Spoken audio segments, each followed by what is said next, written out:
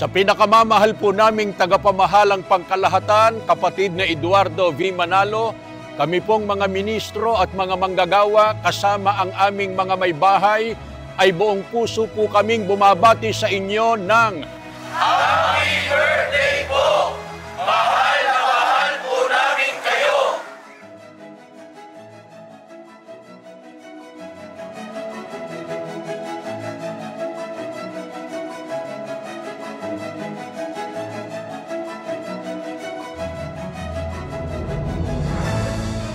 Sa amin pong pinakamamahal na tagapamahalang pangkalahatan, ang kapatid na Eduardo V. Manalo.